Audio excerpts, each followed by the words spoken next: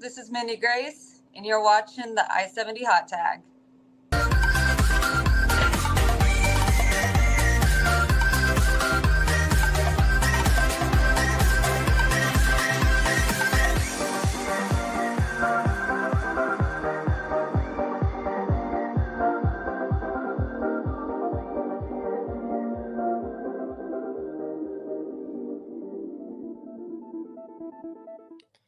This is Handsome Scott Hansen, charmed, I'm sure, and you are so happy to be watching the I-70 Hot Tag.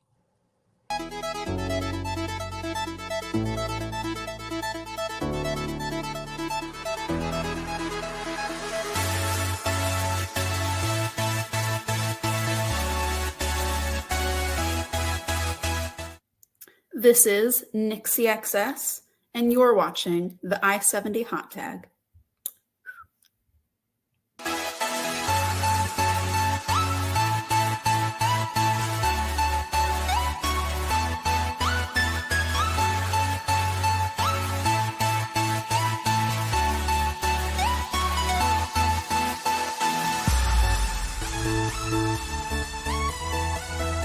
What's up, guys? I'm the Spotlight Logan Knight, and you are watching the brightest podcast in the world for professional wrestling, the I-70 Hot Tag.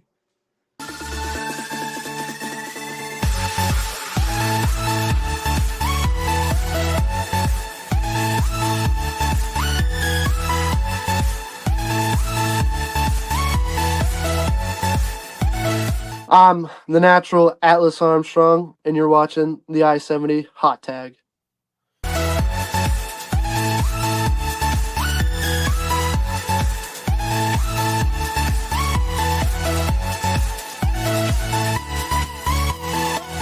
What's up, everybody? It is one half of the beautiful people and 7-time women's world champion Angelina Love. And aren't you lucky? You are watching the I-70 Hot Tag.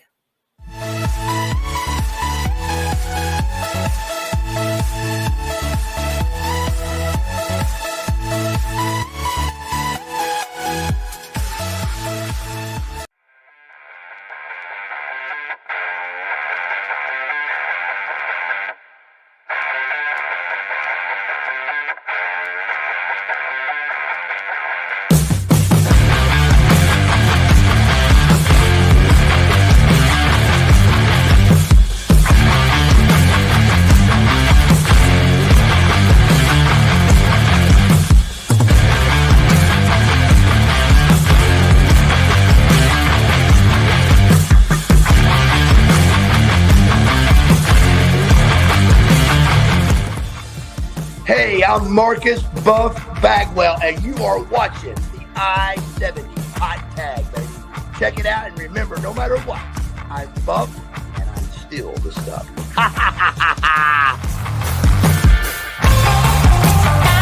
And now, CRMEDIA presents the I-70 Hot Tag with your host, Chaos Chase, and the real Josh Elliott.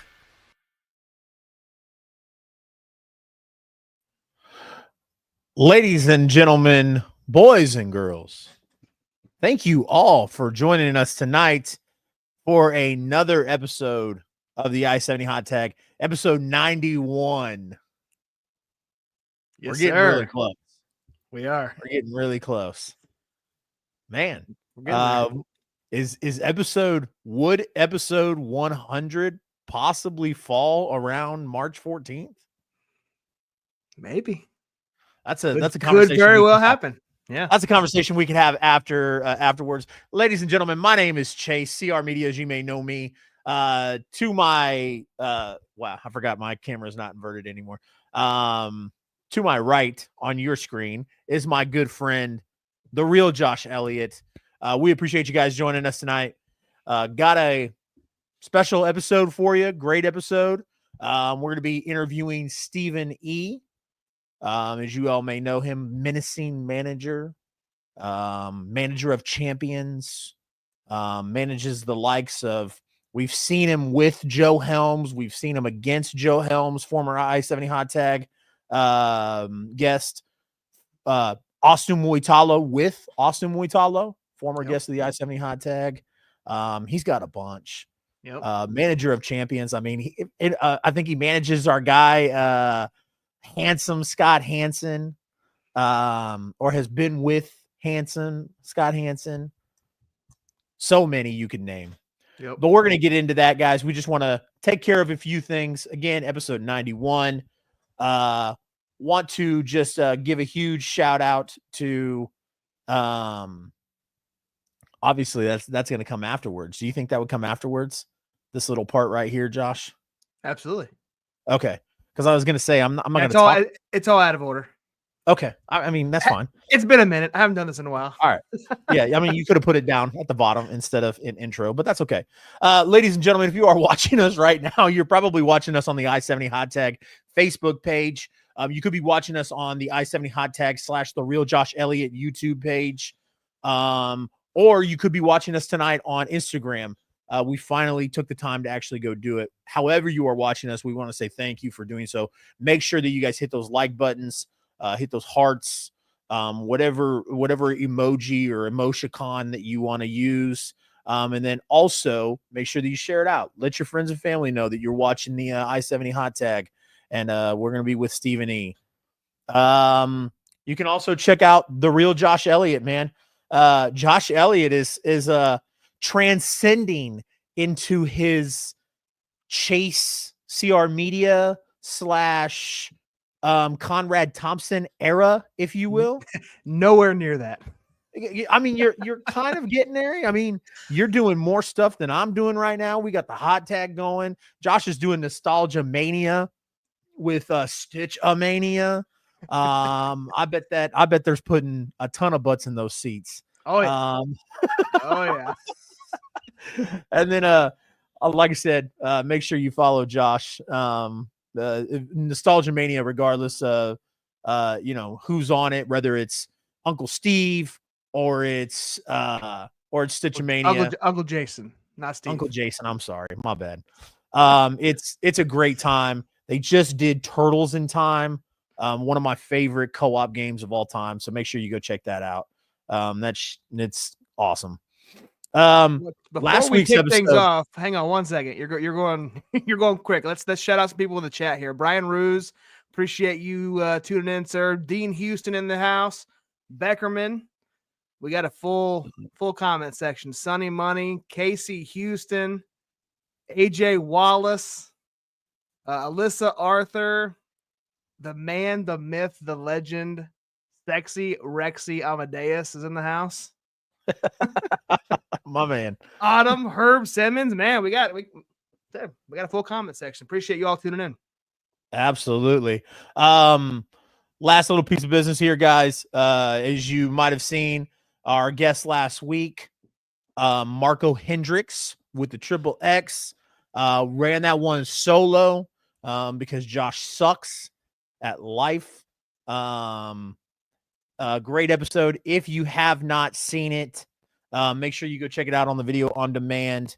And then before we gonna get into this, we got a lot of people here tonight. I want to go ahead and take a minute to talk about something very, very near and dear to our hearts. You guys may know Pod from Chonkla Violence. Angel was in a car accident over the winter weather and tragically lost his brother-in-law in the car accident. And he is severely injured. He's in the hospital. He thought he was going to get out. He just posted an update. He had to be kind of rushed back in. There is a GoFundMe. If you cannot donate, that is totally understandable. We totally get that. If you could just share it out to let people know. In situations like this, Angel, sorry, think of Josh. Anyways, Angel has endured so much already, as we just mentioned, the car accident, his health, losing his brother-in-law. The one thing he shouldn't have to worry about is paying overpriced hospital bills. So please, if you can, share it out. It would mean a lot to us. We're going to keep the QR code up in the corner of the screen. Telling you, man, the invert fucks me up. We're gonna keep the QR code at the top of the screen. You guys scan that; it'll take you right to the GoFundMe. Yep. Gosh, man, I can't believe you made me do that right before we introduce our guest. Fuck. Anyways, check out the video on demand. Scan that QR code. Now, without further ado, I did a terrible job introducing our guest last week. So we're gonna keep tradition, and I'm gonna let Josh do it. Josh, take it away, sir. Yes, sir. So joining us tonight is the man who's never short on controversy. As Chase mentioned earlier, he's the manager of champions. We just saw him in Mid-States Wrestling, managing Astonishing Austin Mulitalo and Sexy Rexy Amadeus, two former guests of the I-70 Hot Tag. Please welcome our guest tonight, Stephen E. Gentlemen, how you doing? Hold on one second. With an intro like that, what did Stephen E do? It's hard to make me look like a bad guy whenever you put that QR code up there, and I got to take my phone out. Let me just finish donating this payment right here. Double click. We appreciate that, sir. Yes, sir. Yeah. Done deal. You know. Again, it's hard to be a bad guy whenever you see something like that. But luckily, I'm very wealthy, and I can afford to do that. But yeah, anything to help a local brother. You know what I mean? Oh yeah. So yeah. Oh yeah. Got Herb Simmons in the chat already. Says, "Oh boy, not the Stephen E." Oh yeah. We've got I've got some unfinished business with Herb Simmons, and I had an opportunity to own SICW, and this past November 23rd, my Faces of Death, which is Haku, Barbarian, and Attila Khan, went up against his team SICW, and we came up on the short end of the stick. I keep telling myself, what did I do to go wrong? Where did I go wrong? And I know exactly what I did. I underestimated Herb Simmons, and I underestimated how much the fans backed him up and how much the fans loved and endured him. Because I never thought, with the amount of money that was being thrown around, everybody would have took it and ran. But no, he didn't. He listened to the fans. The fans didn't want anything to do with me, and he basically told me to stick it where the sun don't shine and take a walk. So we've got some unfinished business. I'm gonna do my best to sit down with him in the next couple of months and try to rehash some negotiations and see what we can do. I love it. Stephen, I'm going to start off this interview the same way I start off every single interview. The idea of this podcast was to do something different and to not just talk about wrestling, but to give people an opportunity to get to know some of the talent in the Midwest, Kansas, Missouri, all throughout the territory, the area, if you will. So I want you to tell us and the people watching who may not know, who is Stephen E? Well, I tell you what, man, if you've been living under a rock somewhere, you probably don't know who I am, but I am the manager of champions. I have worked Missouri, Arkansas, Oklahoma, Kansas, Illinois for the past 25 years, and I have literally seen everybody come and go. I've managed everybody from the likes of Kamala. I've managed Mr. Saturday Night Michael Berry. As you said earlier, Sexy Rexy, Handsome Scott Hansen, Austin Mulitalo. I've managed the who's who in the Midwest. Attila Khan, Lilith Khan. She just won the MWC Women's Heavyweight Championship, and man, she has got a bright future. And and just think about it. Somebody like Austin Mulitalo and even Scott Hansen, they hit a plateau in wrestling, and then I started leading their career. And look at what's happened. Everybody sees the roller coaster that the Astonishing one's on. Everybody sees what Scott's going through. I like to take a little bit of credit for where they're at. So really, I honestly can't imagine you not knowing who I am in the world of professional wrestling, especially if you're from our area. I've been here for a long time, and I am the man that everybody just loves to hate for some reason. I don't know why. I don't know why they hate me so much, but I am the guy. I once had a friend tell me he went to a show. He goes, man, I don't know. He goes, I don't know why. He goes, but I just hate you. It's the way you dress, the way you walk, the way you look at me. You know, I can't put my finger on it's a number of things, but I just hate you, and I don't know why. So I like to think that I bring that to a show. You know, you just look at me and go, man, I just really don't like this guy. Yeah, you know, I was gonna ask this a little bit later, but you kind of led right into it. You know, the fans love to hate you. Like, how important, you know, as a role of a manager is that fan interaction? And you know, tell us about any stories that you might have from being in the ring or being as a manager, and having fans kind of yelling at you while you're trying to manage your clients. Well, it's simple, you know. I mean, what we're there for is we're an accessory, you know. We're not the attraction. You know, Right. what's going on in the ring is the attraction, and one can't ever take away from what's going on in the ring, but what's going on in the ring. But what we can do is we can add to, you know, we can add to that. You know, just keep throwing vegetables into the pot, and it keeps getting better. You know, and if it's done right, man, it's a beautiful thing. You know, and it's something that you don't see often anymore on television. At least, you know, you see it in the indies, and to be honest with you, man, I think there's some great managers out there on the indies. You know, and it reminds me of like true bona fide old school wrestling. You know, nowadays you've got a couple of guys that are on TV that I'm like, oh, okay, man, yeah, I enjoy, you know, I enjoy him. Obviously, Paul Heyman, you know what I mean, but you know, it's kind of a lost art anymore. But you know, I like to think that what I can do for somebody is number one, I can be a mouthpiece. Number two, for whatever reason, because of my 25-year career, I am the man that is they just love to hate me. That, you know, it doesn't matter. You could be somebody who just saved, you know, half a dozen puppies, and you walk out with me, and they're going to immediately hate you. You know, and I like to think that you know, that's a skill. You know, it's amazing, and I've hit a point in my career where, you know, I can literally go out there and not say a word and just have the whole audience just in a tussle. You know, down in mid states, they have the streamers, and if you guys catch them, they're on Friday Night Fights, Fridays on KSN down in Joplin.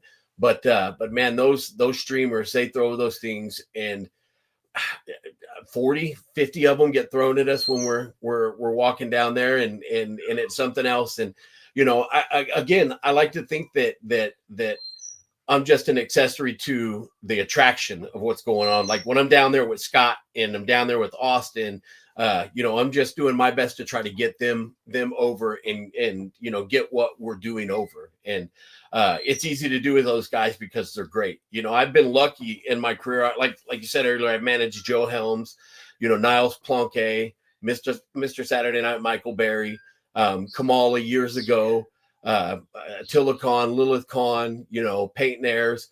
I've managed a lot of people, you know, throughout the years, and it's great. I love it, man. I have such a good time doing it. But you know, you always got to keep in mind that the wrestling match is the attraction. So it's one of the things that I've learned over the years.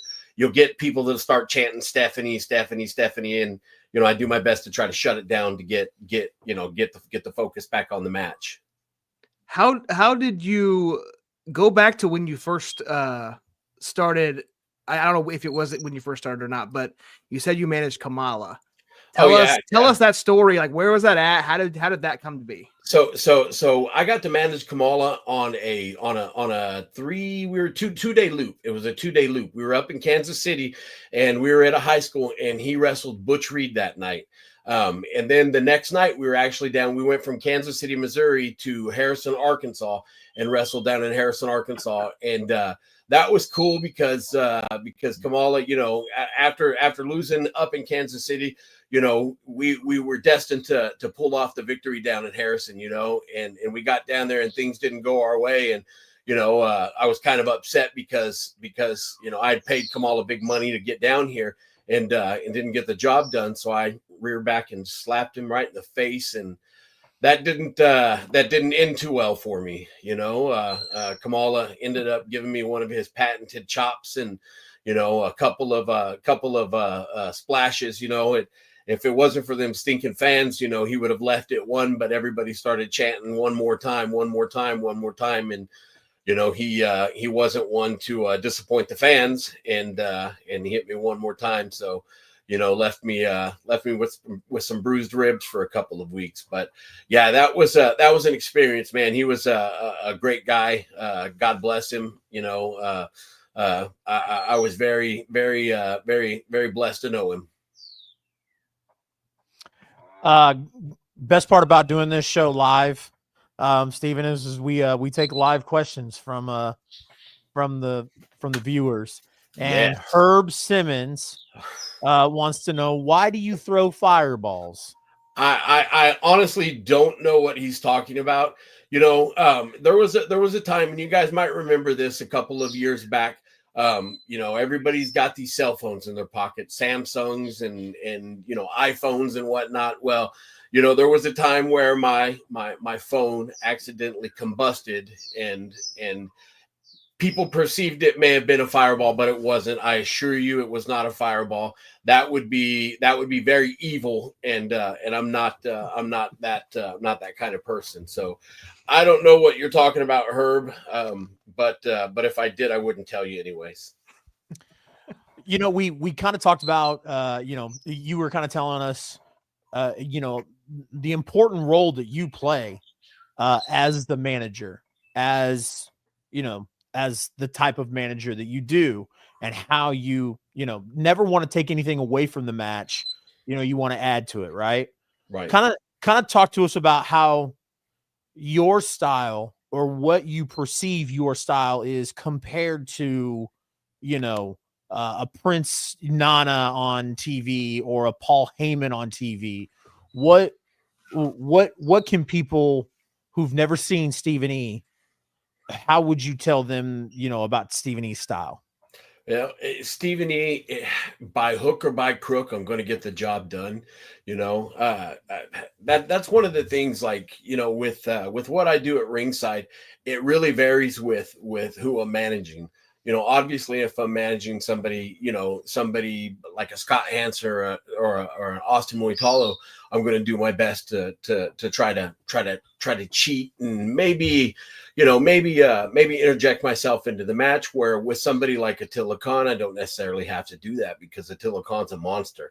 I mean, that guy is just, he literally is the toughest.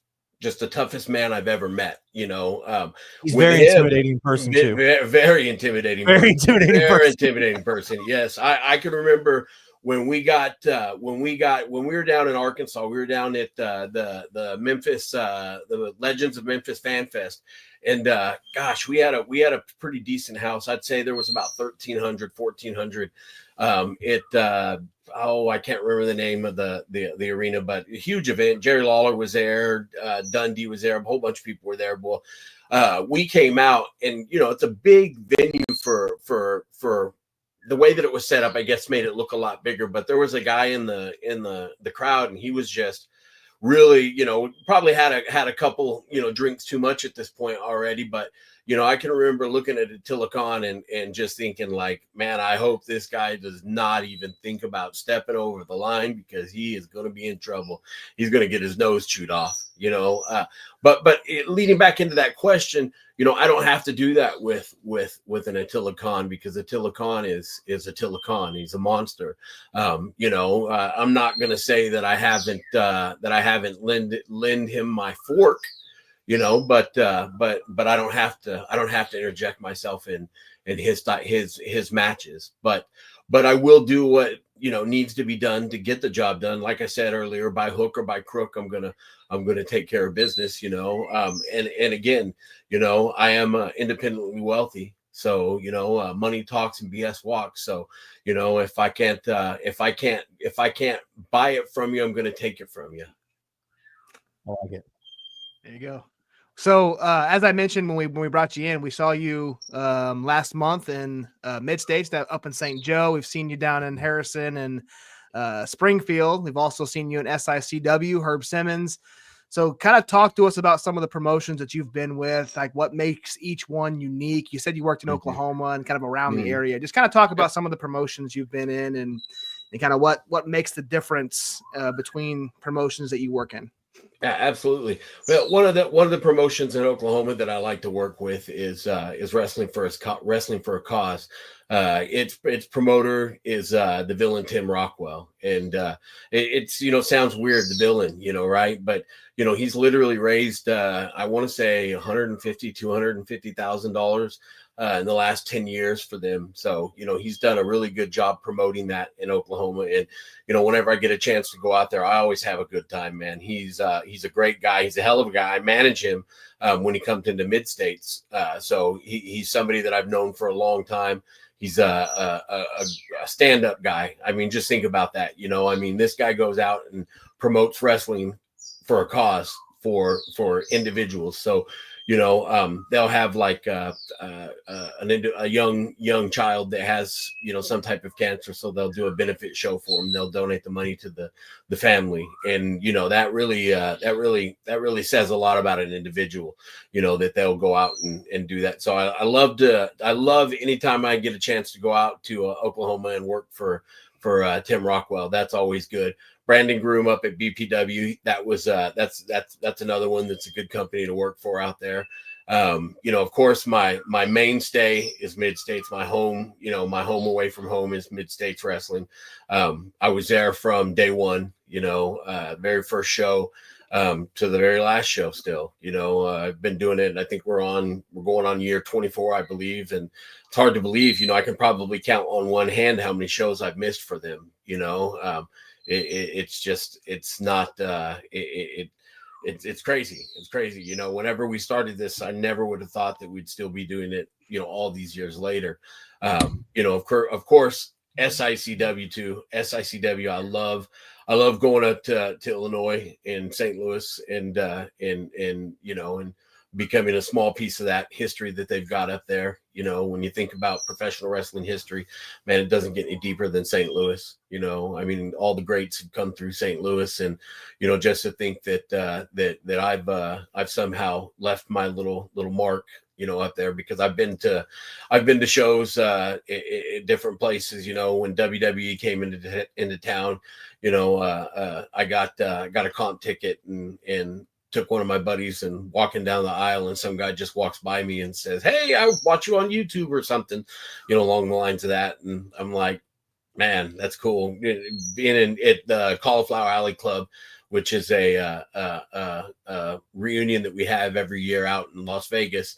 I had a buddy that lives in Phoenix that drove up to Vegas to spend a day or two with us while we were up there. And, I was just giving him crap and telling him like, hey, just, be ready. You might, some people might recognize me or whatever. And he's like, and I was kind of, half-assed joking myself. And, we get out and go to the elevator, and literally the elevator opens and we step in, and there's a guy in there, and he like looks up at me and says, "Hey sir, I'm a big fan," and my buddy's just like, "What?" I was like, yeah, get used to it. And he was getting a kick out of it because, of course, when you're hanging out with people like Haku and even Herb Simmons, Bob Orton, all that noise, you got people always wanting to come up and get pictures and stuff like that. And man, if you guys haven't been out to Cauliflower Alley Club, man, you guys need to give that. That definitely needs to be on every professional wrestling fan's bucket list to go out there. You get to go out there and interact with so many different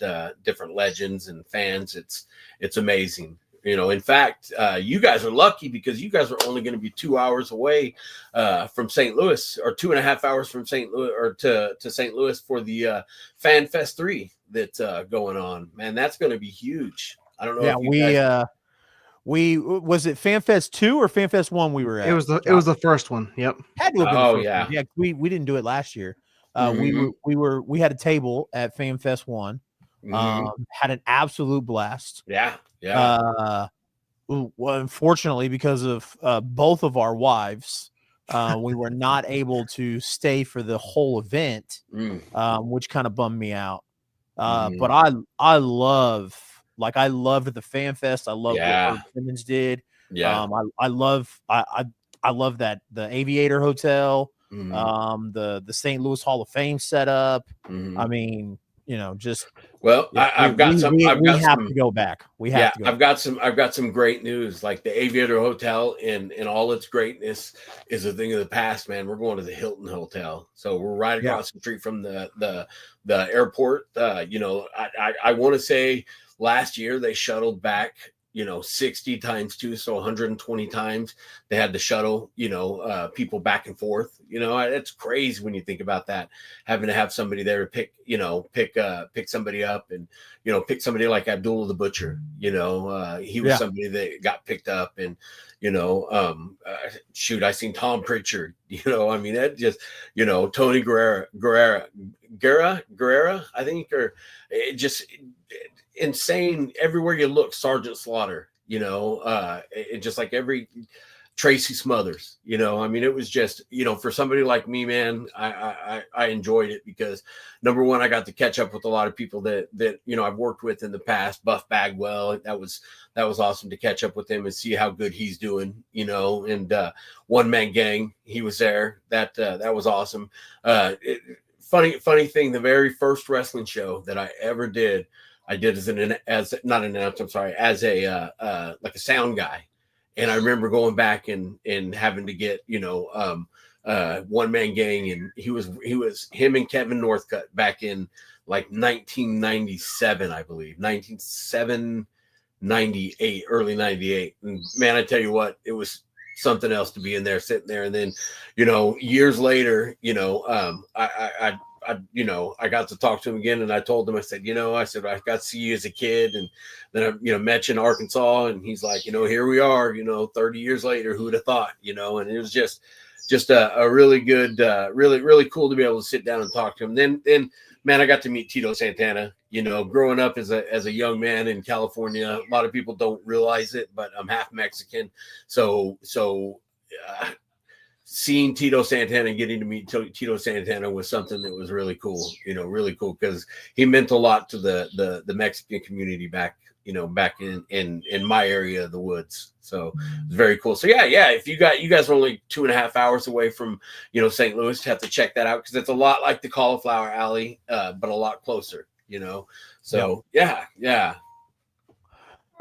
So you know, we talked about this is going to be a 2-part question, Steven.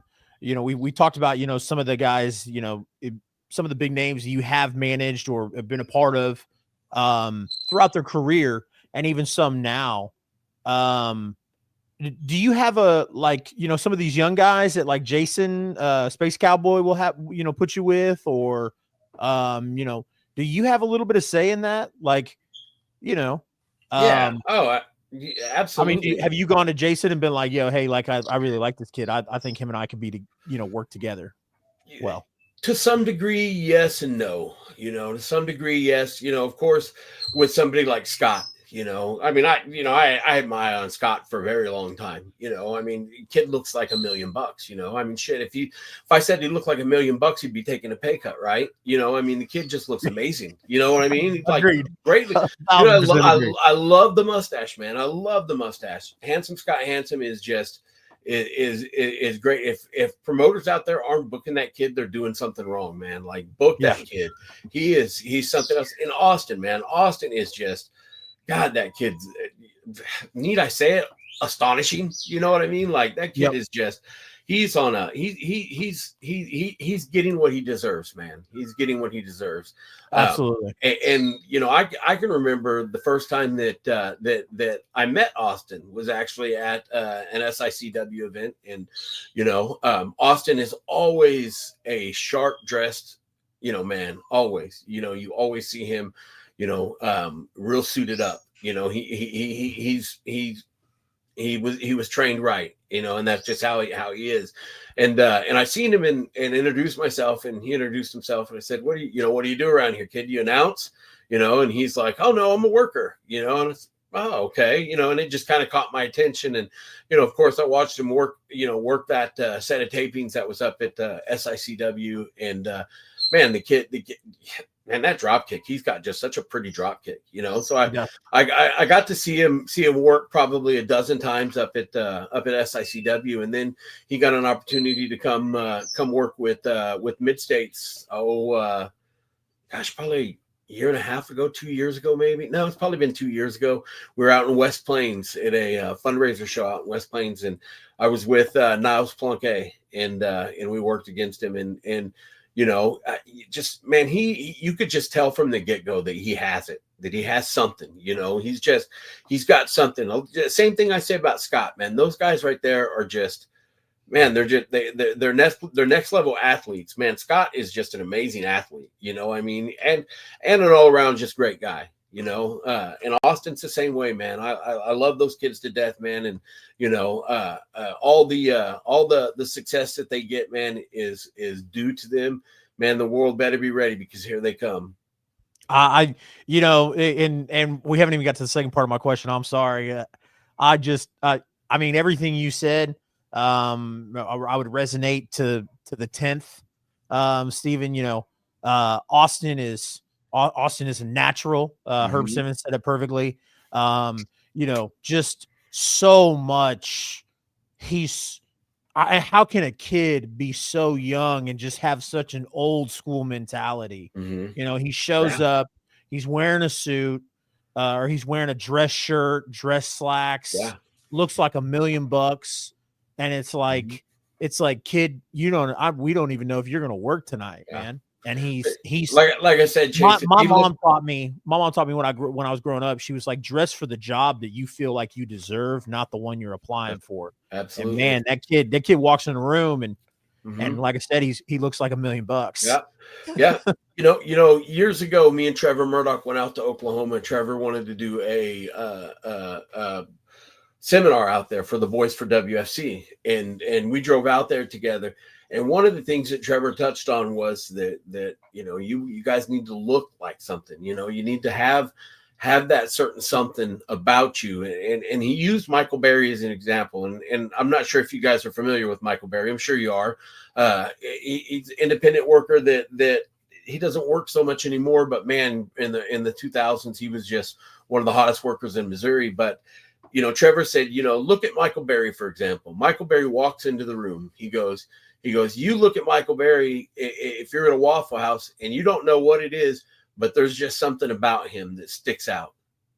You know, there's something about him where you look at him and you just think like, man, so what's different about that? You just got to have that something different. And look at Mulitalo, man. I mean, that kid he has it, man. Scott Hansen's another one. He has it, you know. It's great. Another one, man, that you guys need to keep an eye on is Lilith Kahn. Oh man, dude, she's gonna be a monster. 6'5" spawn of Kahn. She just, like I said, you know, if you've heard it from me first, mark it on your calendars, boys. You heard it from me first. Lilith Kahn, she's gonna be the next big thing in women's professional wrestling, man. Trust me, mark my words. So the second part to my question is, you know, and we kind of, you know, I guess I'm just going to kind of have you repeat kind of like what you talked about. What would you say about what would you say about the future of independent wrestling, especially in the Midwest?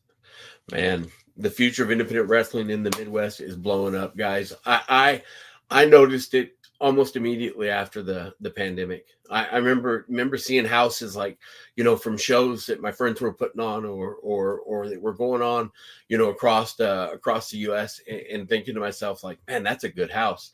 They usually don't draw that good. Man, something's going on. We got a boom going on. And of course, you know, one of our first shows back to Harrison, you know, prior to going into the pandemic, you know, Mid-States, Jason had already been selling out Relics Arena here in Springfield. You know, I think we were on 15 or 16 sellouts before the pandemic even happened. So we were already doing good business up here. And then when we got back, everything kicked right back off. I mean, boom, boom. Where I noticed the big difference, because, we could only have so many up here at the Relics Event Center, was down in Harrison. We always had a fairly decent crowd down in Harrison. So I would say somewhere in, the 350, 400, but then I started seeing more people down there, and the chairs started getting extended and extended and extended. And it was great. SICW, for example, we ran in a smaller building, called the community center, which you could probably get a couple of hundred fans in there, and then we started running at the Belle Claire Fairgrounds. I think we had 750, 800 people, at the last show. I mean, it was, and that may even be a little bit shy, you know what I mean? So the houses are getting good, just since we've been back, like that Legends of Wrestling that we had down in Jonesboro. I want to say it drew 1,300, maybe 1,300, somewhere in that area. We did a show for the Special Olympics Mid-States Wrestling in Wichita, Kansas, and we drew 1,400, I think 1,500. So, if done right, the world of wrestling, man, or the world of indie wrestling, it's striving. It's striving. In fact, I usually you hear of people that come and go. I've not really heard of anybody that has come and go. Everybody seems to be doing good business right now, which is great for the boys, because that gives them an opportunity to get out and, hone their craft. Earlier I saw Herb Simmons put a post about Brandon Beretta. Man, that kid, if you guys haven't locked in on him, you do it, man. Yeah, He's 100%. That kid is a stud, man. He is a stud. He's got the look. And I always tell everybody this, and I don't mean this as a knock to anybody. I don't mean this as a whatever. I mean these are just how it is. And nowadays in wrestling, it doesn't even matter. But I was gonna say, Brandon Beretta is so talented. Mm-hmm. If he was 2-3 inches taller, that kid would be signed to $1 million contract. But here's the deal. Just wait. He's going to be signed, and that kid's good. That kid is, he ain't but like 24 years old, I think. I mean, he's a young kid. And the awesome thing is he gets it.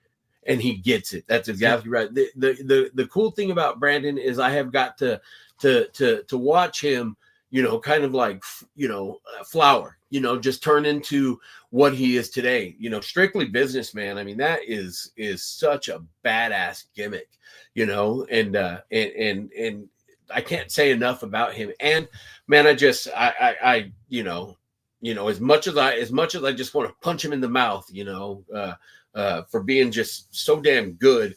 I probably wouldn't want to do that unless I had somebody like Attila Khan or Peyton Air standing behind me, because another one too, and I don't want to just give Brandon Beretta credit without giving his tag team partner Joey Vanetti a little bit of a rub. That kid, man, I like that kid too. He's got a very good look. I love the whole Italian thing.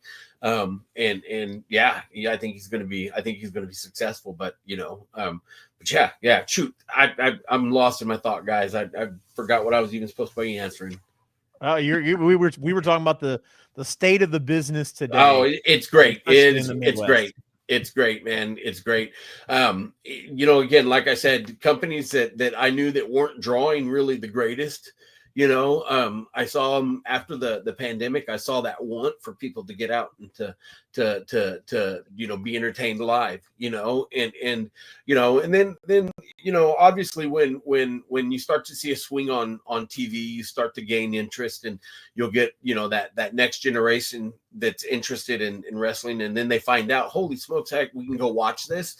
A lot of these kids, if they're not brought into it by dad or their uncle or something like that, they've watched it on television, and then they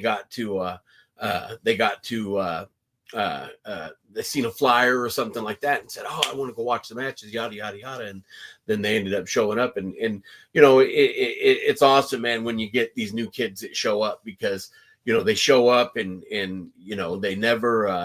they just never thought they would be there. And obviously being at an independent show, it's a lot different than being at a WWE show, or it's even, it's like being at a house show for a WWE or AEW is completely different than being at a television taping. On television taping, it's, straight to the back and, no time to sit around and shake hands and kiss babies and, all that stuff. So, but yeah. That's awesome. Yeah.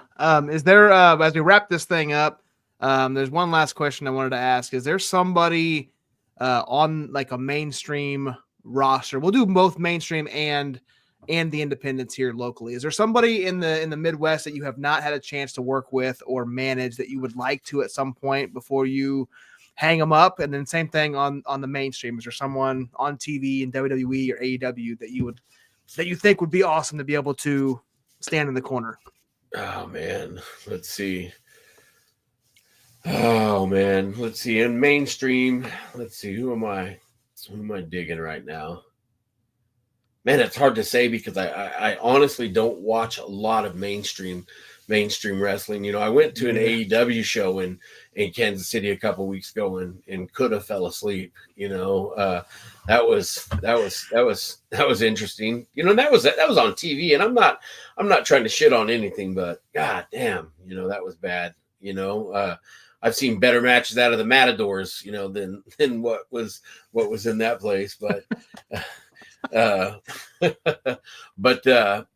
shoot, to somebody in the mainstream, of course, it would be nice to work with somebody like The Rock or somebody like that. But, honestly, like Jacob Fatu, man, that kid just, you look at somebody and you just think like, I imagine people look at that guy now like people looked at Haku back in like the 70s and 80s. You know what I mean? Like, like Jacob Fatu just looks like a tough guy. You know what I mean? And I like that about him because, I like to run my mouth a little bit. So I need to surround myself with people like that because, you around somebody like Jacob Fatu, you have somebody like me mouthing off to you.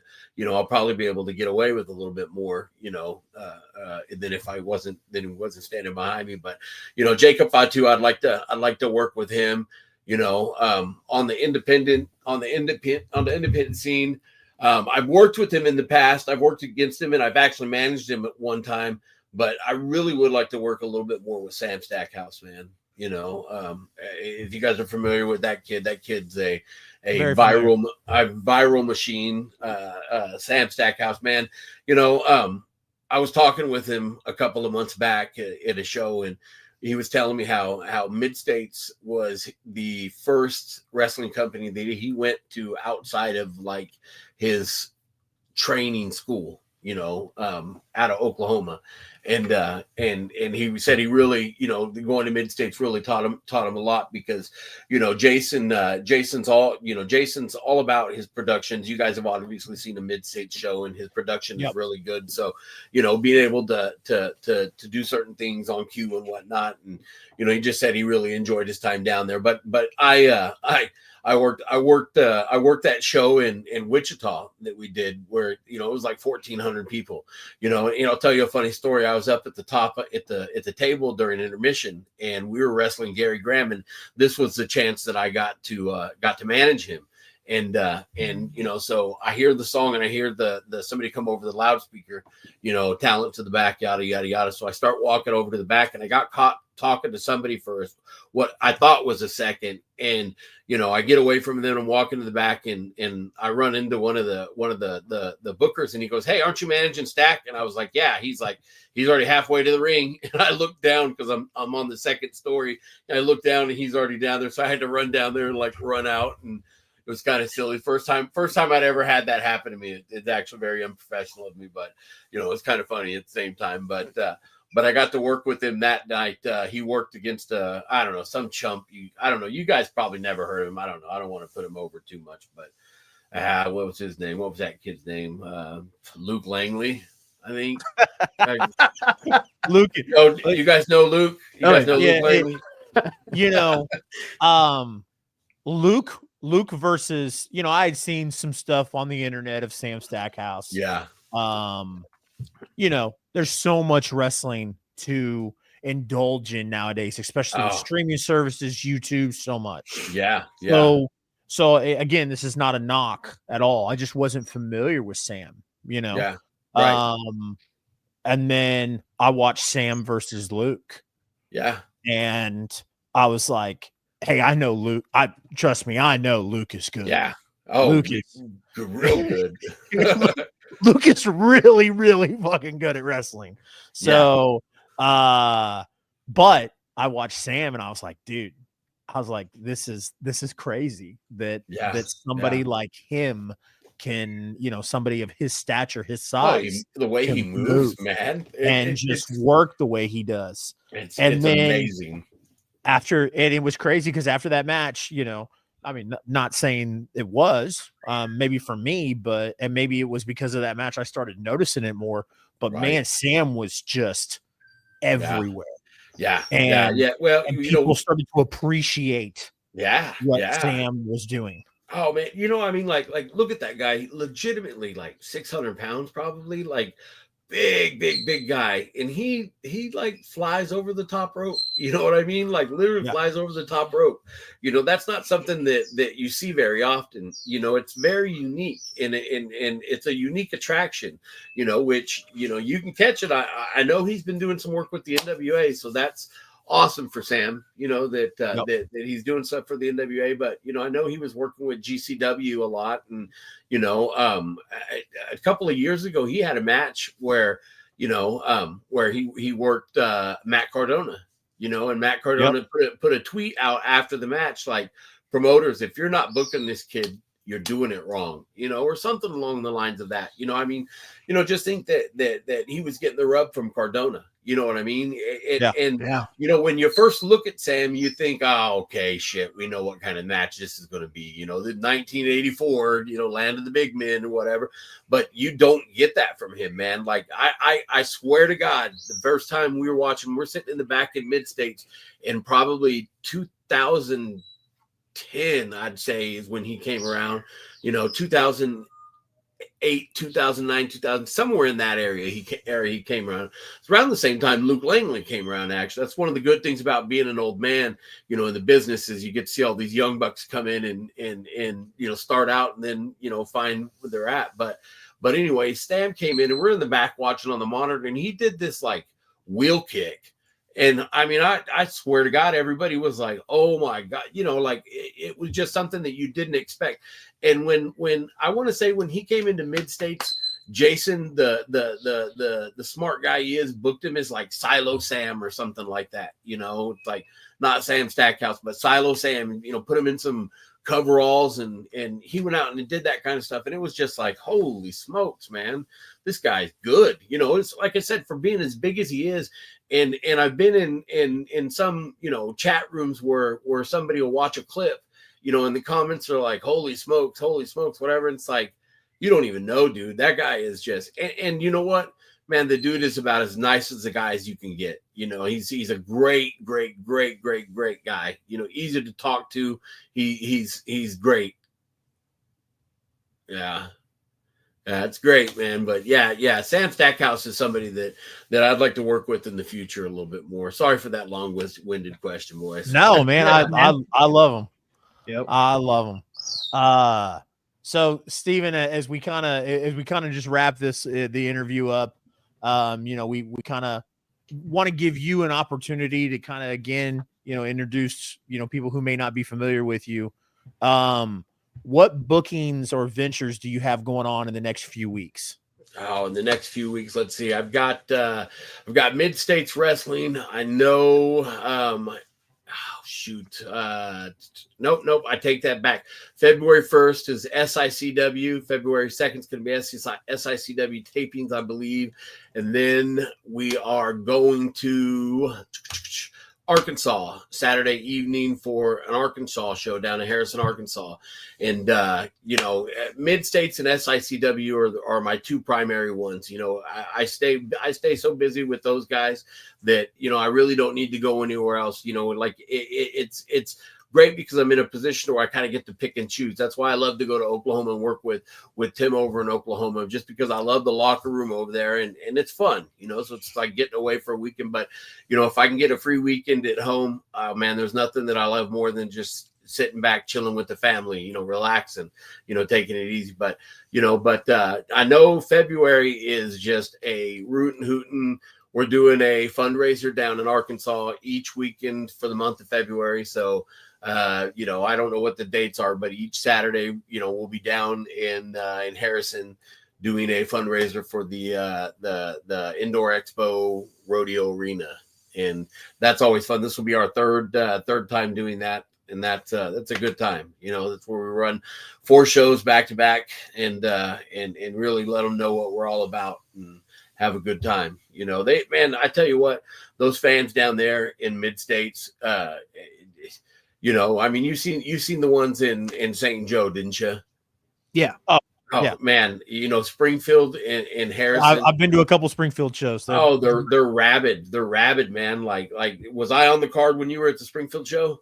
Yeah, funny story. Me and my son actually sat next to Joe Helm's parents, and that was the one where I think you told his dad that he raised a mistake or something like that. Oh and yeah, his dad almost came and whipped your ass. And that was something else, man. That was something else. Yeah. His dad wasn't very happy with me on that one, but what are you gonna say? Joe Helms is somebody that God, man, you talk about intimidating looking, you know what I mean? Just from the moment he walks out the damn curtain, he just screams like 1980s, I'm gonna kick your ass wrestler. And man, I hate being on the other end of that guy, I don't want anything to do with that guy unless I've got somebody like Attila Khan behind me, because that guy means business right there. But you know what? Not to ruin kayfabe too much. Joe is one of the sweetest human beings I've ever met. Oh man, I don't know about that. I don't know about that. I don't know about that. But yeah. He's something. He's something. So we typically ask our guests, is there anywhere we can buy Stephen E merch? Shoot, I'm one of the most hated heels in professional wrestling. I mean, you guys have been to the Springfield shows. What do you think the odds of me selling a damn t-shirt is at that? They'd buy one just to simply just turn around and burn the damn thing or whatever. But you know what though? You're in luck. There are some things that I do take to the shows, and I do have some shirts and some dolls or what are they called, slam buddies. I've got 2 different sizes of slam buddies. The best thing to do is reach out to me on Facebook, and I can put a package together for you.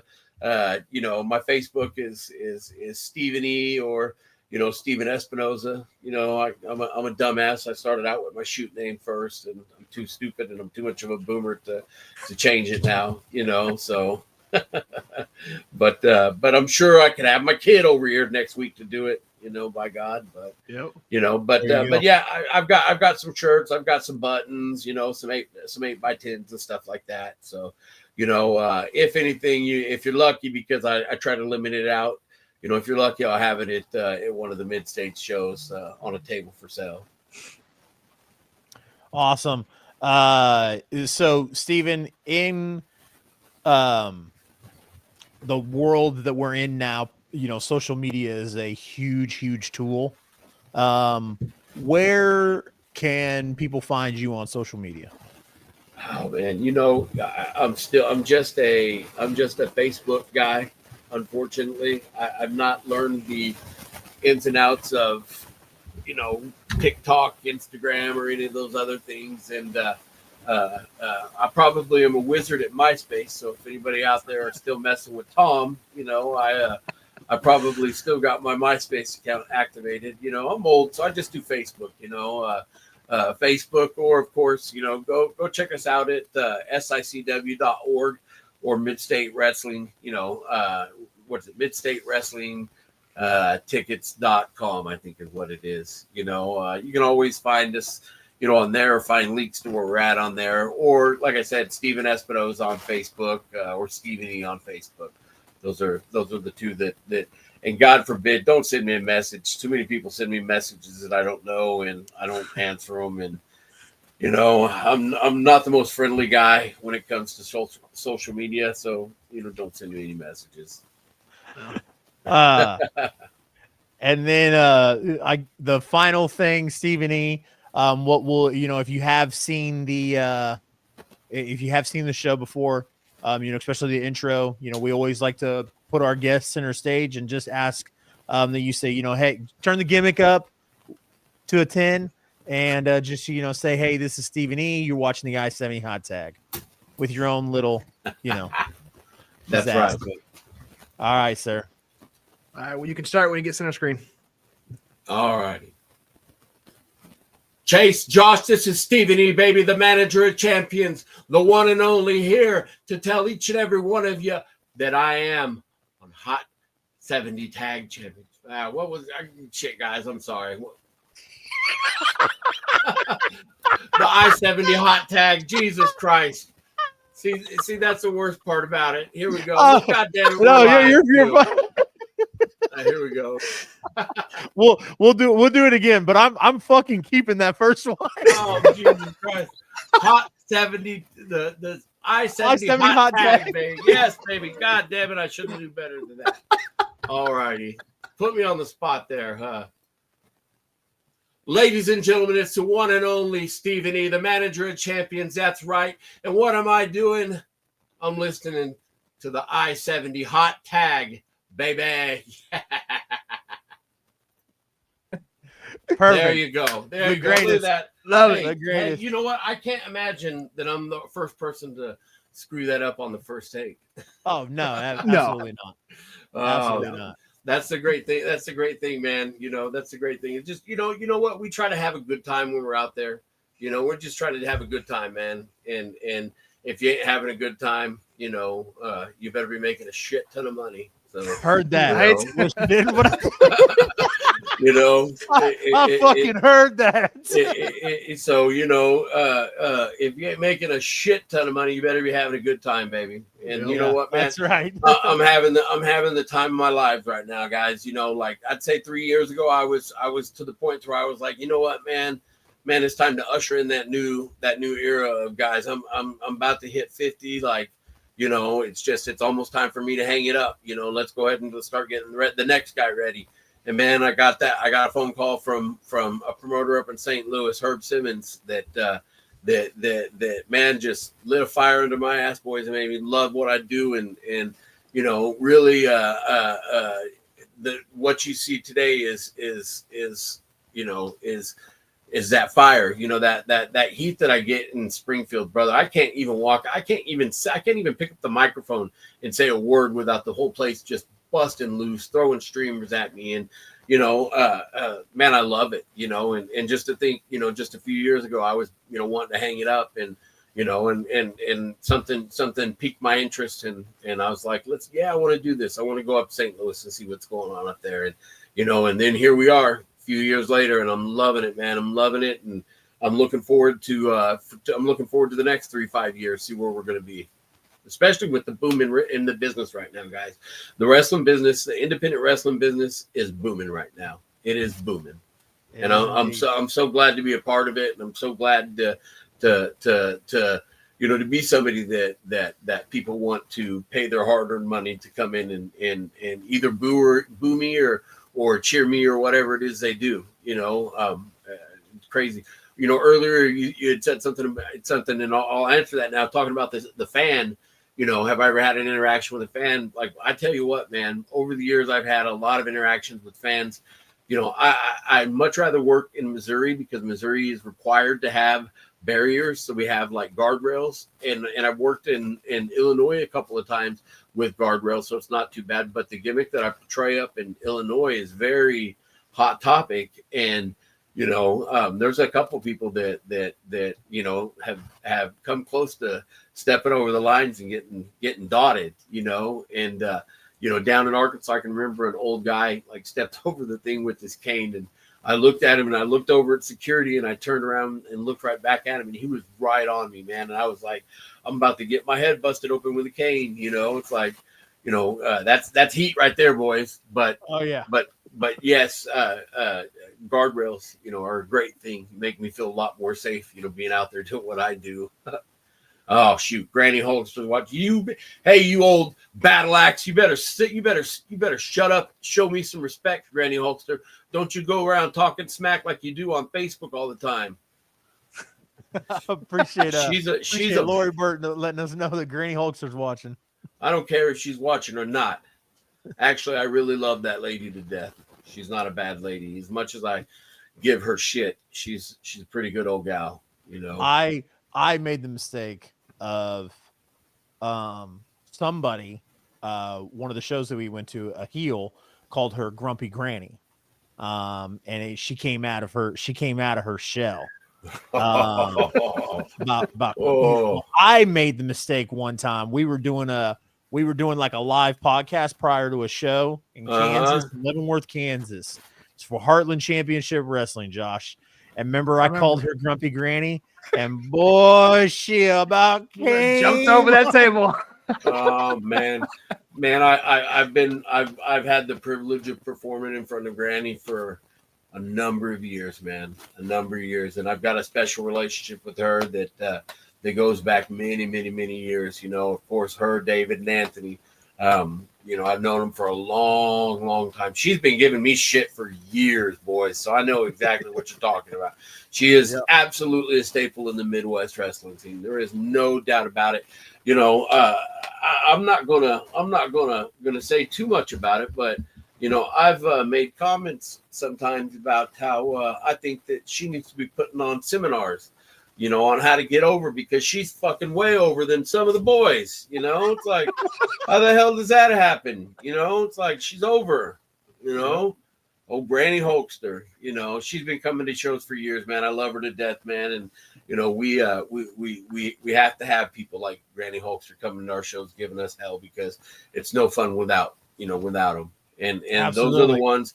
Those are the ones. Like you said, Red said it earlier. She's a staple in the Midwest. Absolutely, she is, man. She is just as she. You almost expect to see her at shows.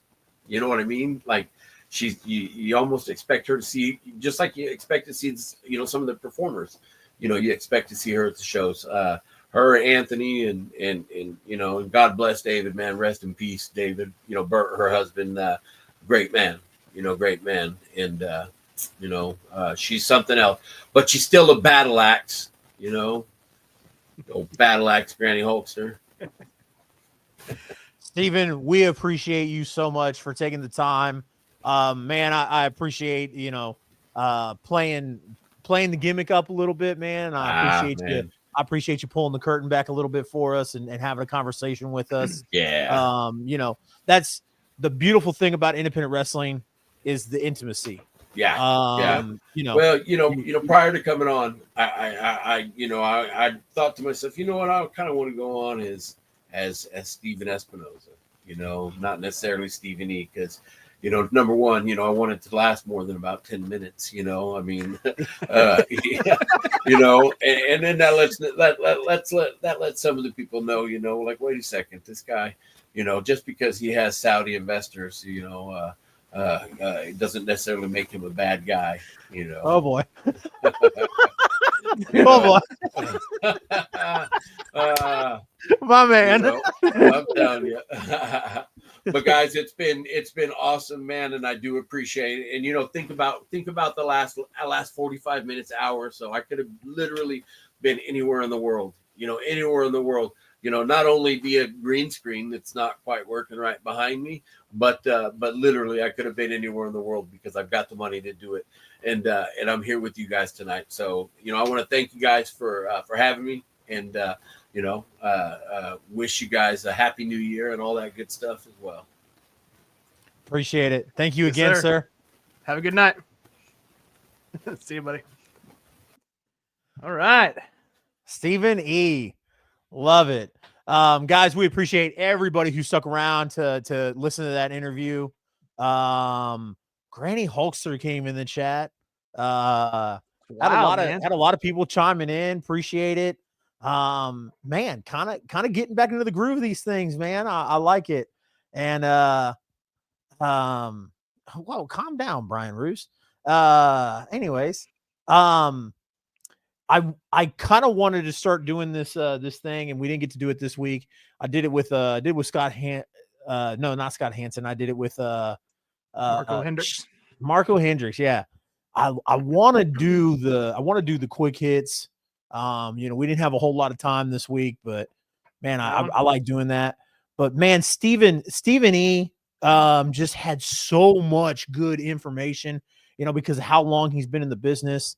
It was one of those guys, man, that like, you know, I guess we're just a couple little wrestling nerds where we just, man, I could have bought Stephen E's, you know, a few beers and just listen to him talk for 5 hours, managing guys like, you know, Attila Khan, you know, and stuff like that. I love doing this, love talking to guys like that. Appreciate everybody joining with us. We are going to, you know, maybe not talk a whole lot, but, you know, just talk a little bit about a couple of things. And then we're going to showcase the future events and we're going to get out of here. Cause man, Stephen E had so much good like information and so much good stories, brother. We're over an hour. I know, it's wild. I love it. I love it, man. Yeah. I was not expecting that tonight. And I don't hate it. It was great. Episode 91, guys. Josh, what episode are you on Nostalgia Mania, brother? We are on episode 14. Just finished it up last night, actually. So we are almost 4 months into it. Yeah. Don't tell me some of them stupid like unknown games. Tell me some of the big name games that you guys have. Brody's not wrong. It is way past my bedtime. No. Oh, no. I think we've done pretty much all the popular ones. We did Zelda: Link to the Past was our very first episode.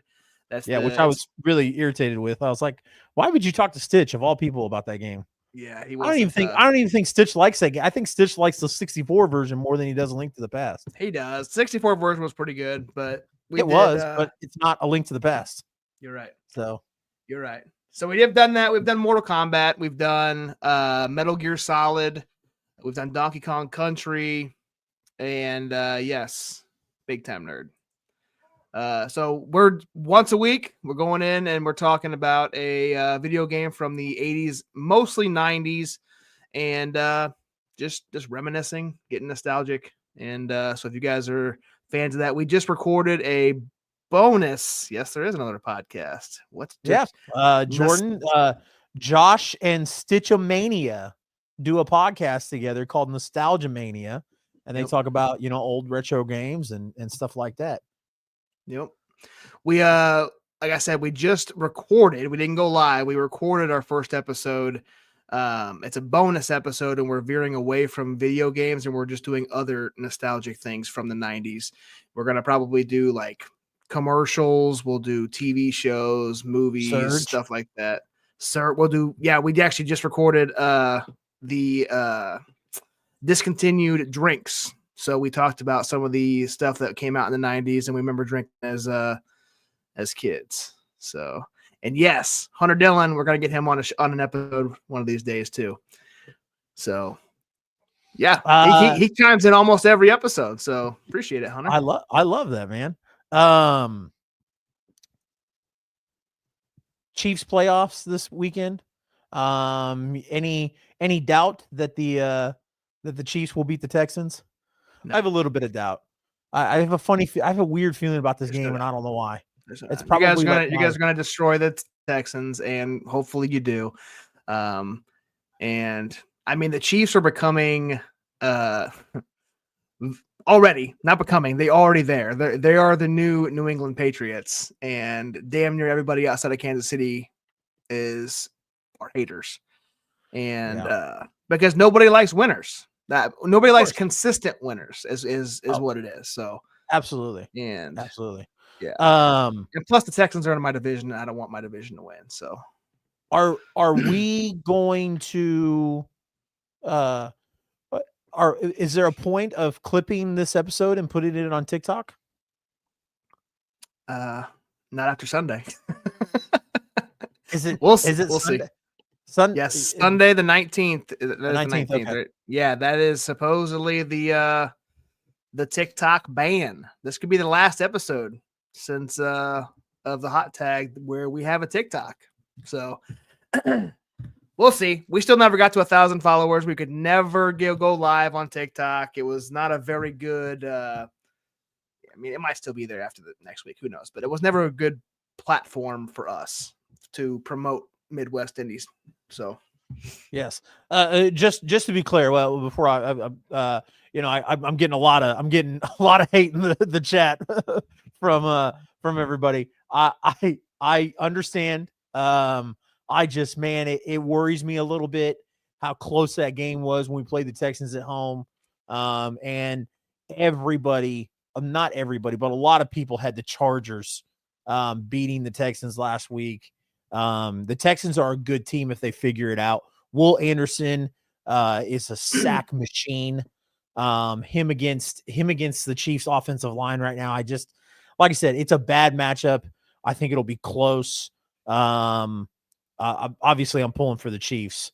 I think my score prediction was 17-16 Kansas City. Like Kansas City just wins it barely. Like a last second field goal, last second touchdown kind of thing. Yeah, screw logic right now. So the Chiefs have only lost 2 games this year, right? Yes.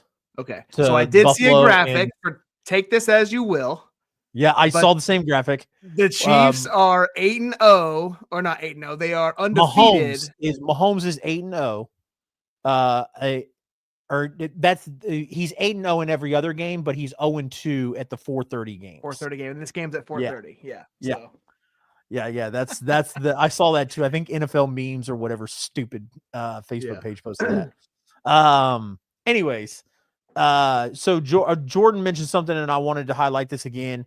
Guys, the QR code has been up there all show.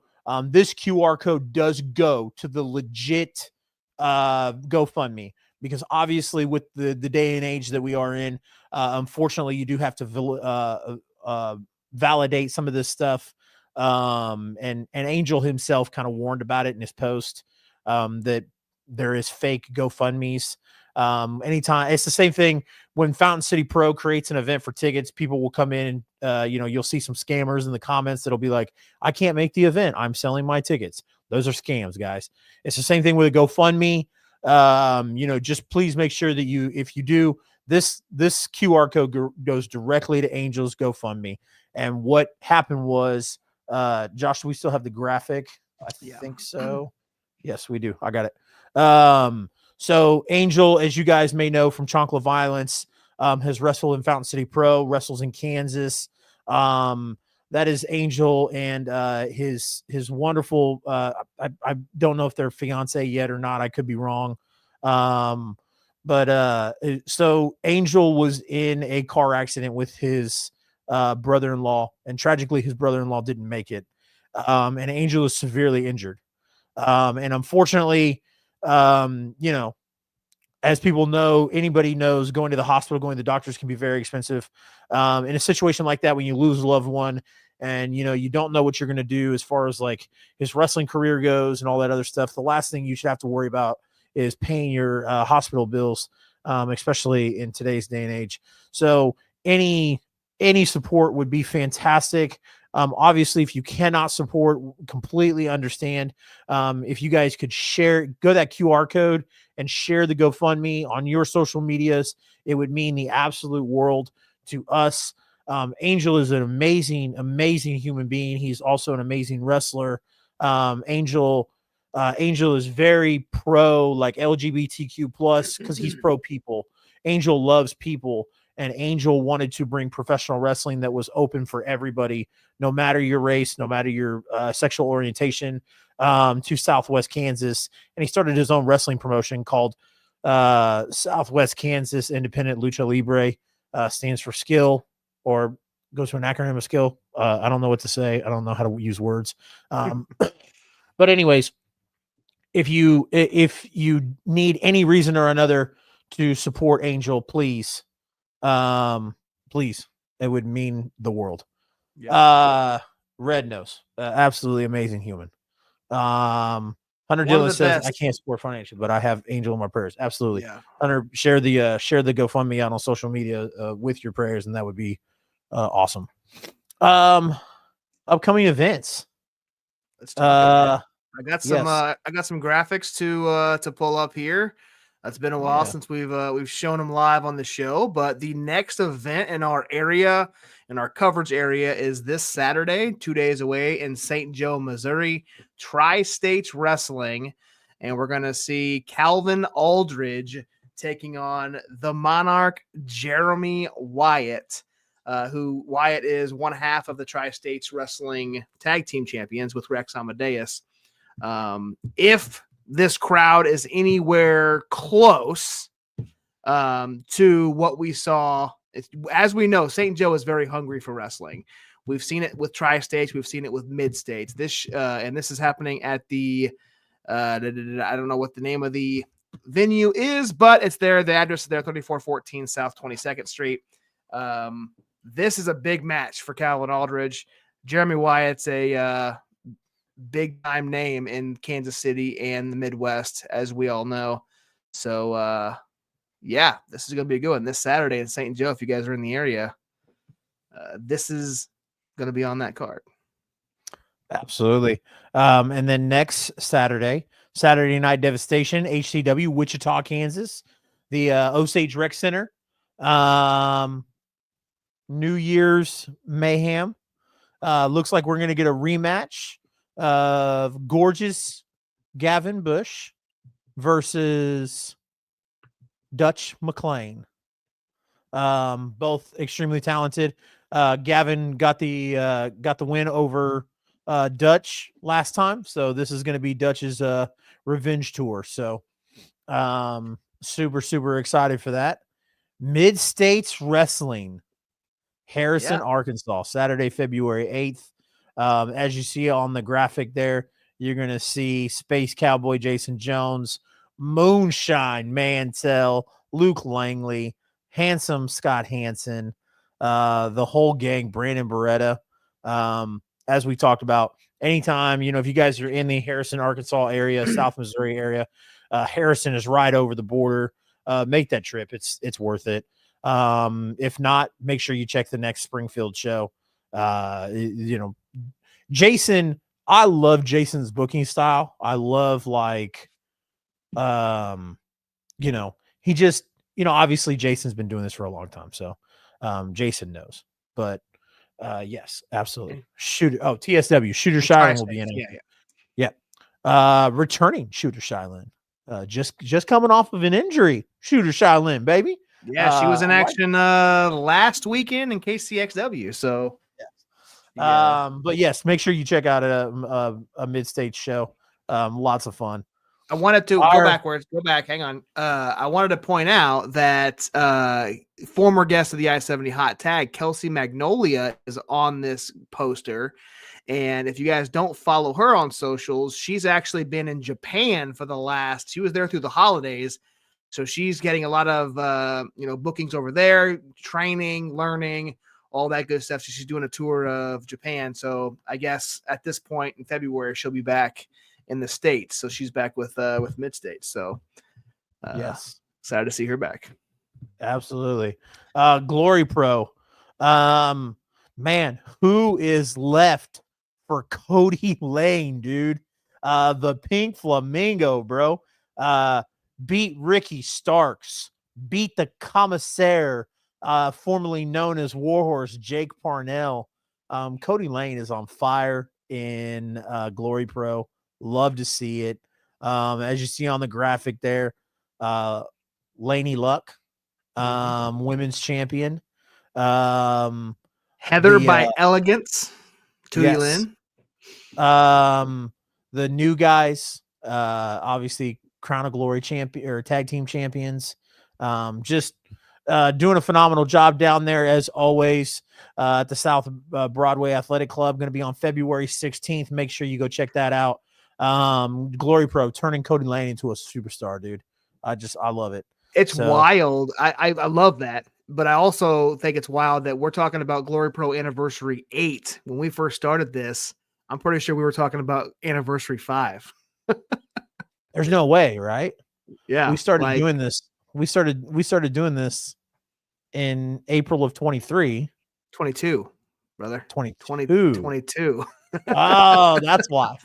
They just were on the heels of Anniversary 5. Yeah. Yep. New Breed Wrestling released their 2025 dates and location. March 1st, April 5th, May 17th, June 7th, June 28th, July 12th, September 20th, October 11th, November 1st, December 13th. Make sure you guys go check out New Breed Wrestling. You'll see guys like Austin Mulitalo there, Luke Langley, Nothing Neater, Derek Teeter, and all kinds of different guys. So I went to go read the chat real quick. I got distracted. After that, we've got Gateway to Anarchy, going to be March 28th, 2025. Already had a couple of matches announced for Gateway to Anarchy. Do you remember what those were, Josh?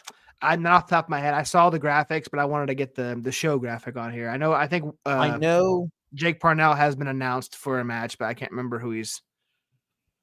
And then obviously the Gateway Heritage Championship.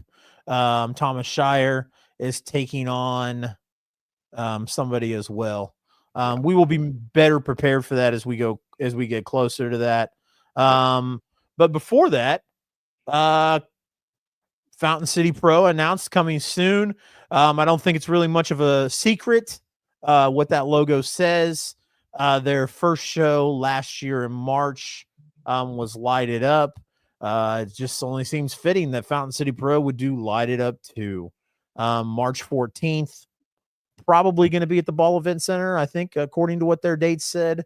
Can't really know for sure. So much wrestling to cover. I forgot.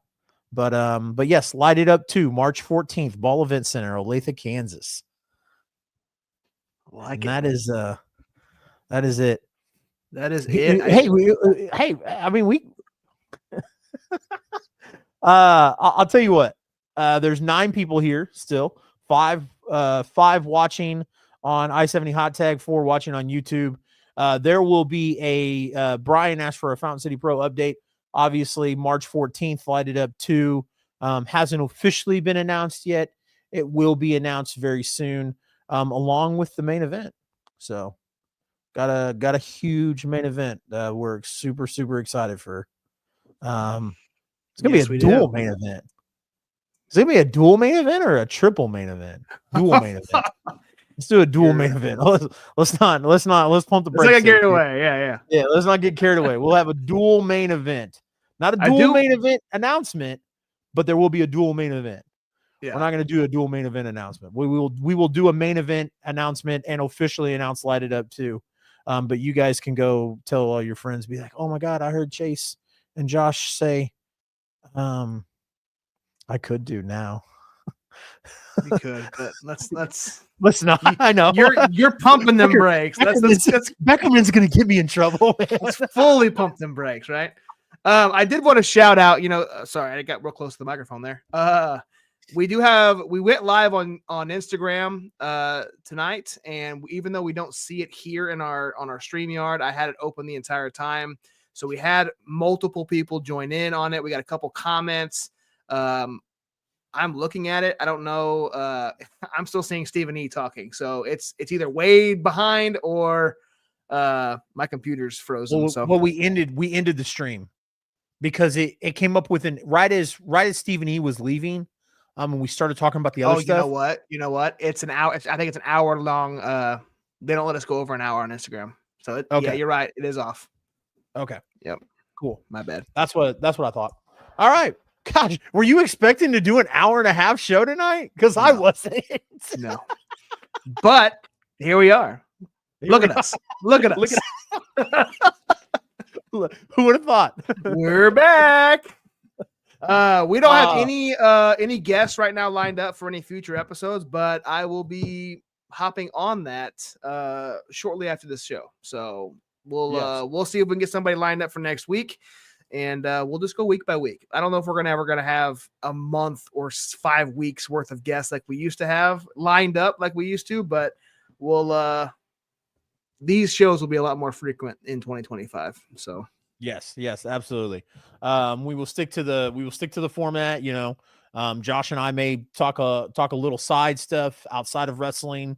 You know, we'll obviously talk about, you know, Josh's venture, Nostalgia Mania. But we will stick to the format of interview, promote future events, and that's it.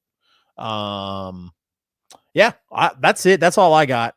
I had to stay away from the chat, man. These guys are gonna get me in massive trouble. So, because Josh knows, man, I love to do it. He loves to go off script. Yeah, gotta wrangle him in every once in a while. Yes, absolutely. Yeah. I got to tell you this really quick. So, I won't say what he said. But man, it was one of the most. It was probably like that moment where I knew like Billy Simmons and me were fucking like Billy's my dude. I've always known Billy was my dude, but this was that moment where I was like, the last Leavenworth show. We were standing at the bar and he goes, "Hey man, I gotta talk to you real quick. Why it's just you and me?" He goes, "Cause I love you, but every once in a while I gotta reel you in and keep you from going off the rails." And I was like, fuck, man, that just all that did was pop me more. So that's my Billy Simmons story for the night. Anyways, ladies and gentlemen, love doing this. You know, the one thing I will tell you that has not hindered in the past couple of years is my passion for pro wrestling and talking about pro wrestling. You know, all it's done is grow more, which is crazy. Didn't think it could get any more. Didn't think my tank could get any more full after last year and all the events of last year. So we love being back. We love talking about this. We love interviewing people, hearing the stories. You know, we'll continue to do it, and we appreciate you guys supporting us along the way in whatever way, shape, or form. When will Fountain City Pro tickets go on sale? Soon, Beckerman. Soon. You're gonna get me in trouble, dude. Anyways, ladies and gentlemen, Josh, you got anything to add before we close out?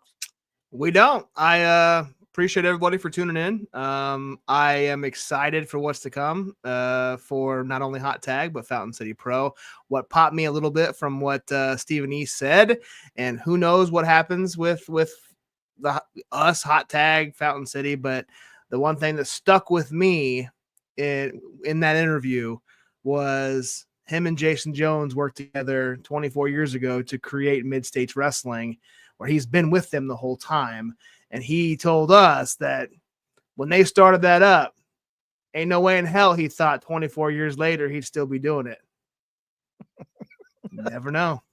Never know. Never know. Ladies and gentlemen, my name is Chase, CRMEDIA, as you may know. This is my friend Josh the Real Josh Elliott. As always, bye-bye.